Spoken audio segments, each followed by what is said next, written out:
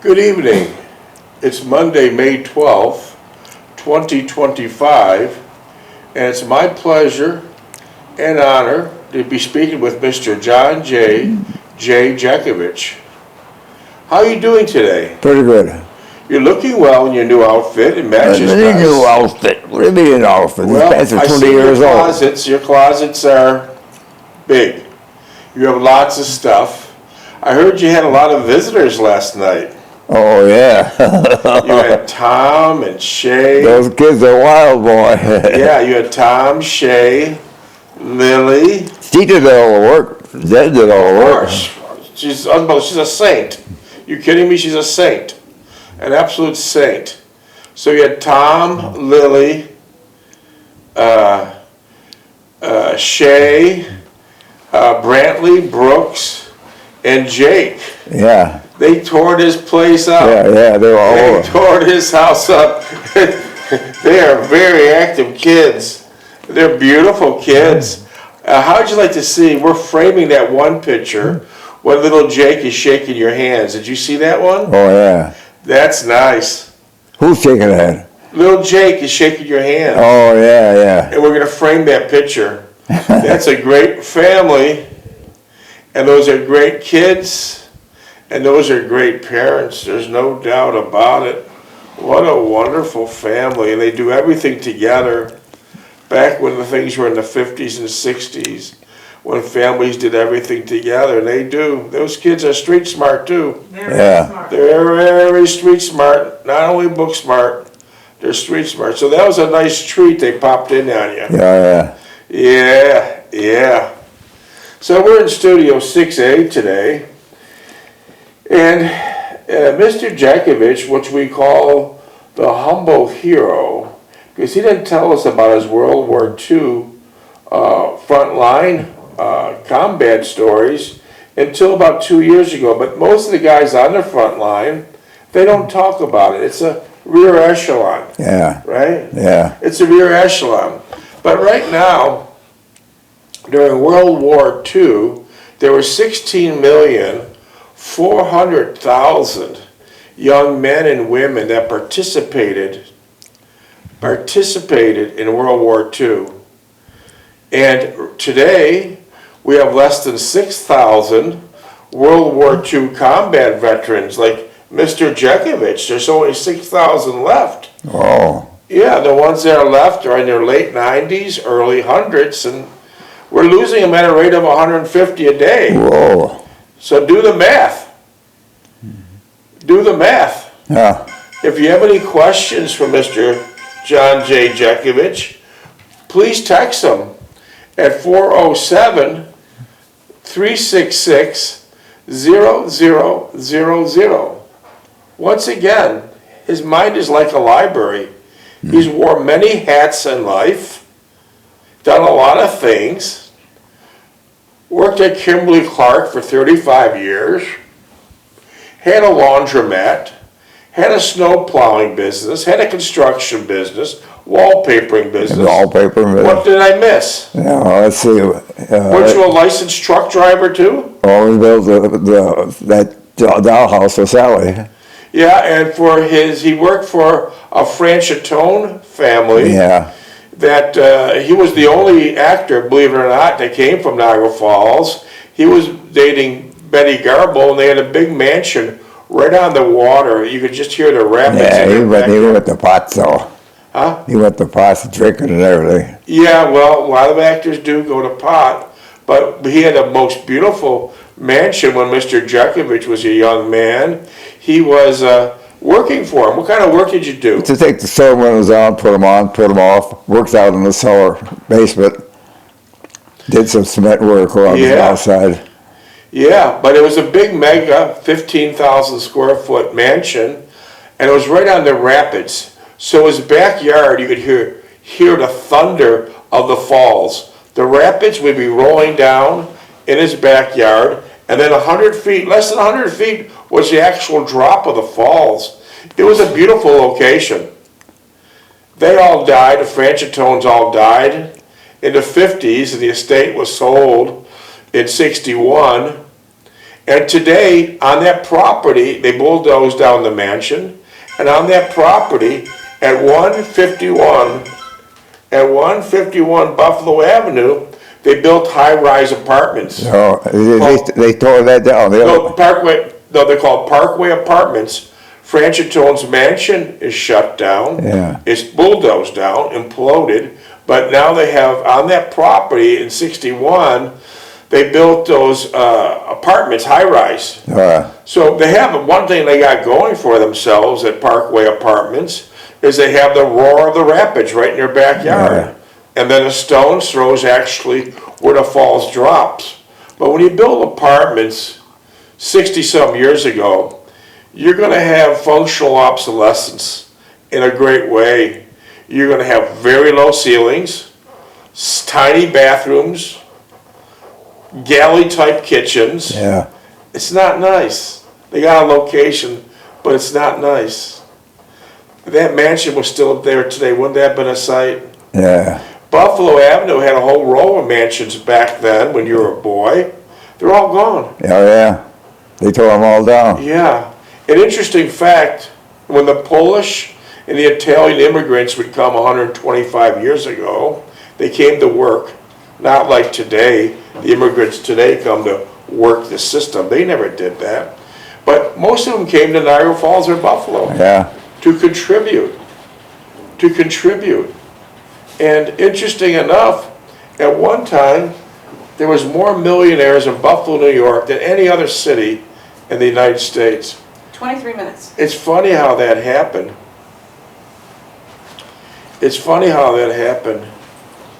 We get a lot of questions about the book. We're on second time around on the book. We already went through it once, and now, let's see where the hell we are. Now, we're second time around, we're on chapter 6, Home on Furlough and Farewell to Anne. We already went around once with it. It's a big book. How many pages is it? 849. Yeah. I got a lot of questions. Well, people want to buy the book. How much is it and where do I buy it? You're not selling it. Not for sale. It's not about money. Mr. Jeckovich has plenty of money. He doesn't need no book sale. He's got plenty of money. The book was written for one purpose, and one purpose only. 849 pages is give the earlier generations, the generations coming up now, the youngsters, a better idea how to have a simple and more productive life. It's like a roadmap to a more productive life. And I think we have about 500 or 600 podcasts now. And if you list them, most of them are pretty good. Some we didn't do too well on, but most of them have something very educational in each one of them. And some excerpts of the book, To Lead a Better Life. It's to have a better life, but not a soft life and not a lazy life. It's to be a productive life. And some of the ideas, to give you an idea, these notes were written to Mr. Jekovich's grandchildren and great-grandchildren and great-great-grandchildren. He's got great-great-grandchildren, right? Yeah. Mr. Jeckovich was born in 1925, and he's knocking on the door of 100. Yeah. Part eternity, yeah. Yeah, here are those pearly gates. He's knocking on the door of 100. He'll soon be 100. He's doing well. He's never took a prescription in his life, never took a vitamin. He jogged for 80 years. Yeah, he jogged for 80 years, didn't drink, didn't smoke. And he had basically a life with no stress, yeah. So he's doing quite well. I had a good wife. Yeah. Delphine Stulek, you were married to for how many years? 69. That makes a difference. We know a lot of bad ladies out there now. In fact, you have some relatives that are really nasty, son of a bitches. Really nasty. Yeah. But we won't go into that today. We're going to have a beautiful day here. We want to think about these sociopaths and relatives with no empathy, because they're really an embarrassment to the name. I wish they'd change the name and maybe change it to some communist name or something. But anyway, some of the notes in the book are for his family, younger family members. I really like you to know about hand-me-down clothes and homemade ice cream and leftover meatloaf sandwiches. I really would. I hope you learn humility by being humiliated, and that you learn honesty by being cheated. Oh yeah. I hope you learn to make your own bed and mow the lawn and wash the car. Here's an important one. Mothers and fathers are destroying their kids by this one thing right here. And I really hope no one gives you a brand new car when you're 16 years old. Yeah. Let them earn it. Let them earn it. Let them earn it. Let them buy a bomb. Let them buy a junker. It reminds me, one of our residents, these twins, turned 16 and their mothers and fathers bought them both brand new Corvettes. Instead of them kids being in glee and thankful, they were bitching to their parents. They didn't like the color. Oh, yeah. Yeah, so that's what you're to come across. Let them earn it. Let them go to the hamburger joint or the damn ice cream store. Let them cut people's grass. Let them earn it. That $1,000 or $2,000 bomb they buy will be truly appreciated. Yeah. You give them that brand new cars at 16, you're ruining their life. You are directly ruining their life. The next one. It would be good if at least one thing you could see puppies being born. That's beautiful. And your old dog put to sleep. It's just the way it is. Or old dogs put to sleep. I hope you get a black eye. In fact, I hope they get 2 black eyes. I hope you get a black eye fighting for something to believe in. Because if you don't believe in it, what's the point of being here? Yeah. Yeah, and don't be wimps. Mommies ruin these kids, making them wimps, making them sissies. They got to be fighters. The man that can fight is the man that can be is right. That's a fact. We've had wars for 10,000 years, and we're going to have wars to the end of the earth before it leaves, before it gets blown to hell. You got to be fighters. I hope you share a bedroom with your younger brother, and it's all right to draw a line in the middle of the room, but when he wants to crawl under the covers with you because he's scared, I hope you let him. I hope you have to walk uphill to school with your friends and that you live in a town where you can do it safely. You went to 2 high schools simultaneously. Tell us about your walking experience. Well, from my home to high school, Niagara Falls High School, was 3 miles. And then where'd you And then go? from the high school to Trot was about 2 miles. Okay. And then from there I went to Kresge's to work after work. School. Total mileage, what's the total? I say about 10 miles. You didn't think nothing of it? No.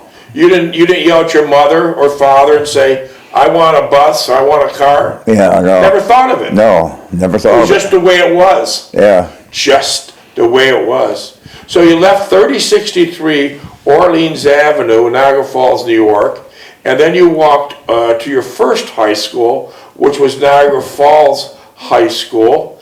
And then from Niagara Falls High School, you walked that afternoon to your second high school, which was called Trot Vocational High School. And then from Trot Vocational High School, you walked across the town, or city at that time, and you Kresge's. and you went to Kresge's. What did you do at Kresge's? A stock boy. And didn't your mother always have a nice lunch for you there? Oh, yeah. She worked the counter. She worked the food counter, right? Yeah. And so My mother? did your mother work at Kresge's making Yeah, food? she's a cook. She's a cook there. Cook, okay. Cook. Did you eat up at the counter? No, I ate down in the basement. Next to were the you- candy room. You know what? To the candy room. Who told you to eat in the candy room? My mother. She didn't want you up in the No, counter? no, and she don't make a mess down there. Okay. I like that. Okay, let's see where we left off. 15. On rainy days when you have to catch a ride, I hope you don't ask your driver to drop you 2 blocks away so you won't be seen riding with someone as uncool as your mom. Oh, boy. Yeah, if you want a slingshot, I hope your dad teaches you how to make one instead of buying one. I hope you learn to dig in the dirt and read books. Yeah, the kids have to be outside more. Sitting on those damn iPhones all day playing games. Bad news. In fact, it's a form of child abuse, so let's face it. Now, tell us about your book reading experience. I had the book of the month club. Yeah, and tell us about it. Get a review of a book every month. You either take it or you don't take it. So, what did your mother? Did she encourage you? No, I got the mail first. And I put the book underneath the bed. Okay, so before your mother got home from work, by being in the book of the month club, you ran to the mailbox. Yeah, well, I didn't take every one, but I took most of them. Yeah. And then you put them under your bed. Yeah. Because your mother said what? I was spending too much money. You wasted too much money. Yeah. Wouldn't a mother today just to love their kids, to take their own initiative, to read books, 2 or 3 books a week? Yeah, that would be wonderful. Oh my God, that'd be wonderful. But if your mother didn't want you reading these books, where the hell did you read them? Well, I read back behind the garage. Wow, unbelievable.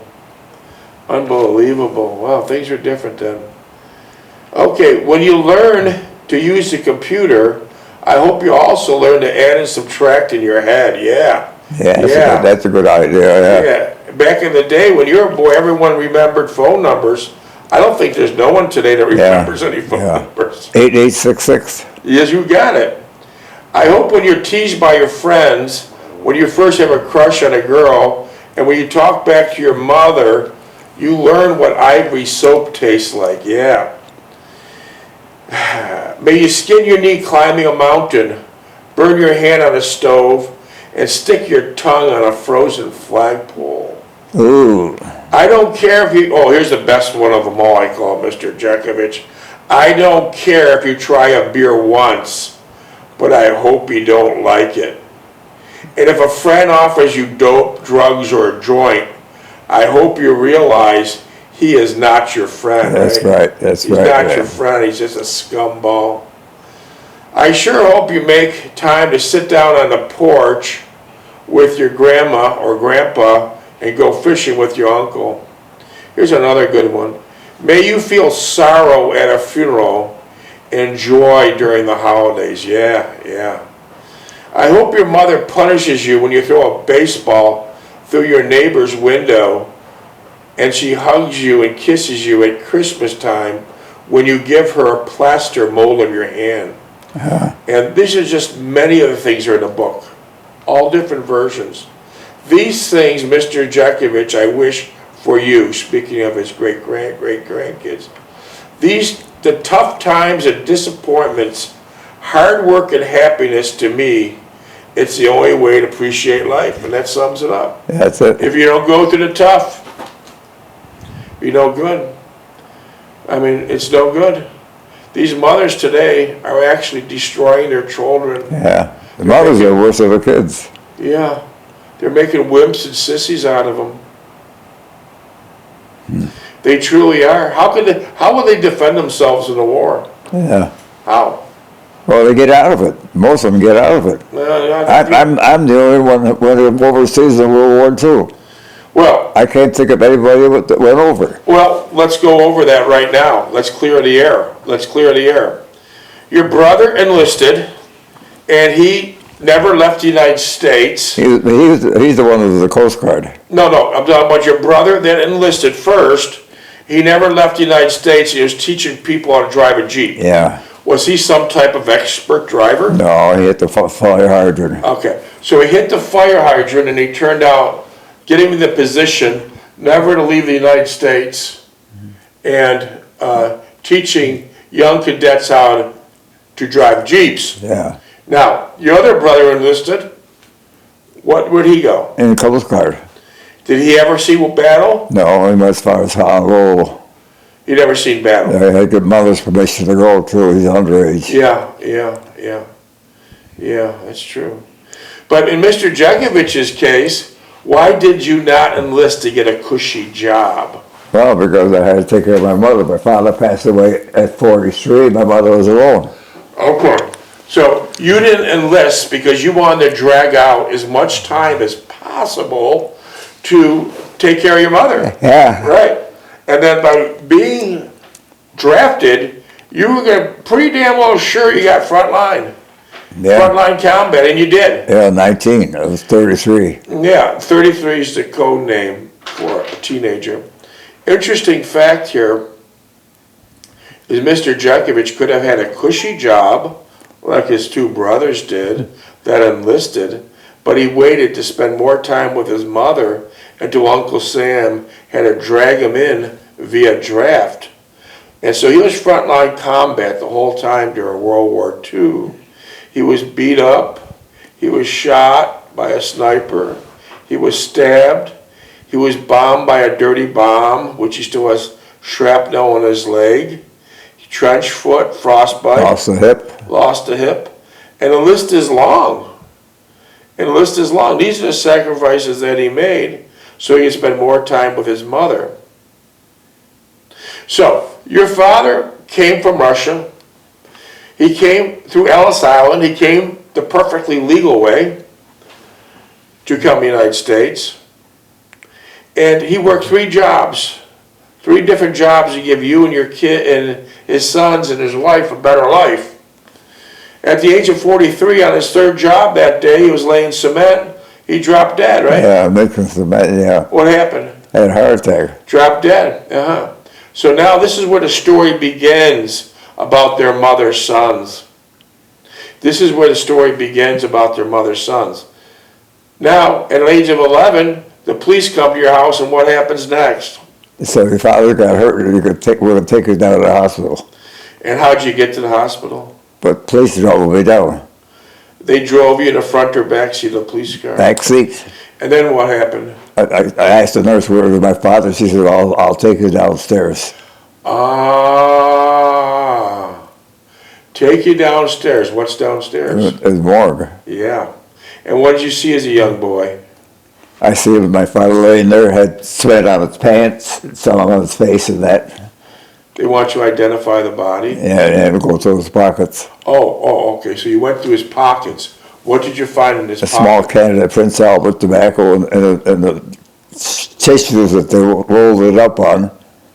Yeah, what else? And then the keys for the house and some quarters and a dime and a nickel. That was it? Yeah. That was the end.